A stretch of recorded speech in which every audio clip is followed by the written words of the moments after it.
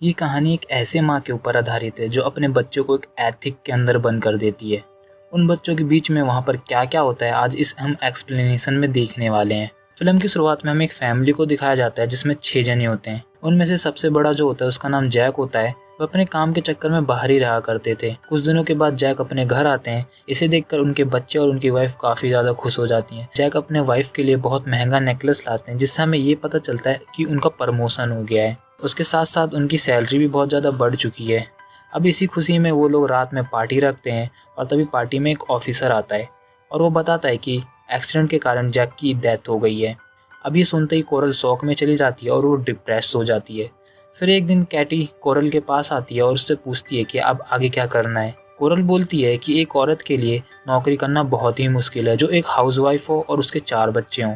अब इस टेंशन में कोरल एक एड्रेस पर बार बार चिट्ठियां भेजती है। उसके कई कोशिशों के बाद कुछ दिनों बाद चिट्ठी का रिप्लाई आता है। कोरल उसको पढ़ के काफ़ी ज़्यादा खुश हो जाती है। फिर कोरल अपने बच्चों को बताती है कि जिस एड्रेस पे वो चिट्ठियाँ भेज रही थी वो उनके नाना का घर है। कैटी बोलती है कि आपने तो हमें बताया था कि हमारा कोई नाना है ही नहीं। कोरल बोलती है कि तुम्हारे डैड और मैंने भाग के शादी करी थी जिसकी वजह से तुम्हारे नाना और नानी तुमसे नफरत करने लगे थे, इसलिए तुम्हारे पापा नहीं चाहते थे कि उनके बारे में तुम्हें पता चले। और अपने बच्चों से कहती है कि मुझे 4 बच्चों का बोझ नहीं उठाया जाएगा, तुम्हारे नाना बहुत अमीर है इसलिए हमें वहाँ के लिए आज ही निकलना होगा। जब ये लोग वहाँ पहुँचते हैं तो बच्चों की वो जगह बिल्कुल भी पसंद नहीं आती क्योंकि जगह बिल्कुल सुनसान और वीरान होती है। उसके बाद हम कोरल की माँ को देखते हैं जिनका नाम ओलिविया होता है जो कि बहुत खड़ूस होती हैं और वो बोलते हैं कि किसी भी बच्चे की आवाज़ नहीं आनी चाहिए और तुम सबको मैं यहाँ पर मेरे रूल मानने पड़ेंगे। जिसने रूल तोड़े उसे घर से बाहर निकाल दिया जाएगा। वे बच्चों से बोलती है जब तुम्हारी मॉम यहाँ से चली जाएंगी तो मैं तुम्हें यहाँ पर लॉक कर दूंगी क्योंकि अभी तुम्हारे नाना को ये नहीं पता है कि तुम यहाँ पर हो। तभी कैटी अपनी माँ से पूछती है आपने नाना जी को क्यों नहीं बताया है। कोरल बताती है कि तुम्हारे नाना तुम्हारे डैड से बहुत ज़्यादा नफरत करते थे पर वो अब बूढ़े हो चुके हैं और कभी भी टपक सकते हैं। उनके टपकते ही सारी प्रॉपर्टी हमारी हो जाएगी। इसलिए सारे बच्चे अपनी मॉम की बात मान जाते हैं। तभी उनकी खड़ूस नानी उनको रूल्स बताती है और वो बताती है कि तुम्हें रूम से बाहर नहीं जा सकते, तुम्हें दिन में 3 बार खाना दिया जाएगा और लड़का और लड़की एक साथ बाथरूम नहीं इस्तेमाल कर सकते। अगर छोटे बच्चों को खेलना है तो वो ऊपर जाके एथिक में जाके खेल सकते हैं।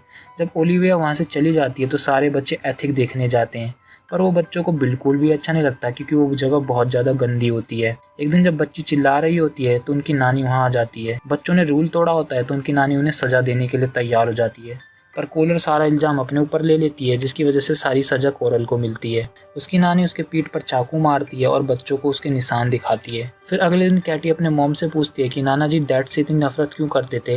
इस पर कोरल बताती है कि तुम्हारे नाना मेरे साथ बहुत करीब थे, ज़्यादातर वो मेरे साथ ही टाइम स्पेंड करा करते थे जिस वजह से वे तुम्हारी नानी को ज़्यादा टाइम नहीं दे पाते थे। फिर एक दिन वो अपने भाई को यहाँ पर लाए जो रिश्ते में मेरे अंकल लगते थे। उसके मॉम और डैड की डेथ भी हो चुकी थी।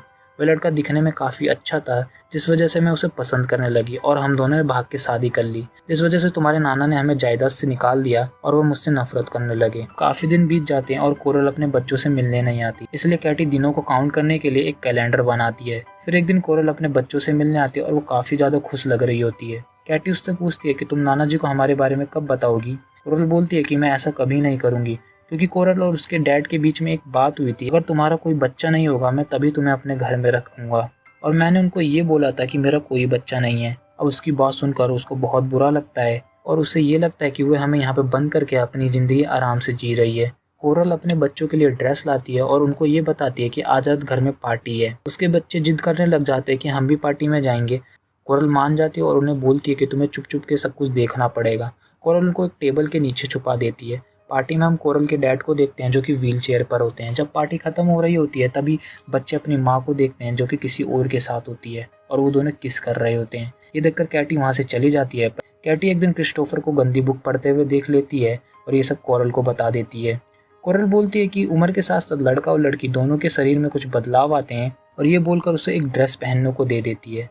जब कैटी उस ड्रेस को पहन रही होती है तभी वहाँ पर क्रिस्टोफर आ जाता है और उसको ऐसे देखकर उसके मन में फीलिंग आ जाती है और तभी उसकी नानी वहाँ आ जाती है और बोलते हैं यहाँ पर तो दोनों भाई बहन ही लगे हुए हैं। उसकी सजा के तौर पर उसके बाल काटने को कहती है और अगर उसने ऐसा नहीं किया तो उन्हें एक हफ्ते तक कुछ खाने को भी नहीं मिलेगा। पर वो नहीं करता, पर उनकी नानी उन्हें खाना खाने को दे देती है। पर वो कैटी के बालों में तार लगा देती है जिस वजह से क्रिस्टोफर के उसके बाल काटने पड़ जाते हैं। पर उसी दौरान वो एक दूसरे के क्लोज आते हैं, उन दोनों में एक दूसरे के लिए फीलिंग आ जाती है। अगले सीन में हम कोरल को देखते हैं जो अपने बच्चों से मिलने 4-5 महीने बाद आती है और वो बताती है कि उसने शादी कर ली है और वो 4-5 महीनों से हनीमून पर थी, इसलिए वो उनसे मिलने नहीं आ पाई।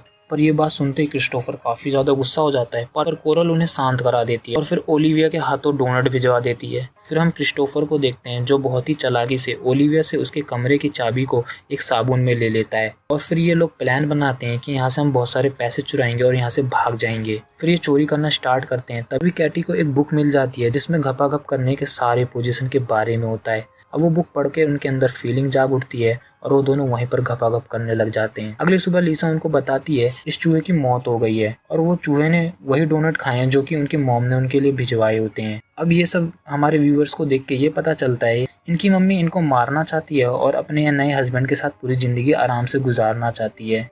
तभी सारे बच्चे वहाँ से भागना शुरू करते हैं और तभी उनकी नानी आ जाती है और उनको रोकने की कोशिश करती है, पर वो अपनी नानी की नहीं सुनते और वहाँ से भाग जाते हैं और जाके एक ट्रेन में चढ़ जाते हैं। और इसी के साथ ये फिल्म यहीं ख़त्म हो जाती है। अगर वीडियो अच्छी लगी हो तो लाइक कीजिए, अगर चैनल पे नहीं हो तो सब्सक्राइब कीजिए। Thank you for the watching.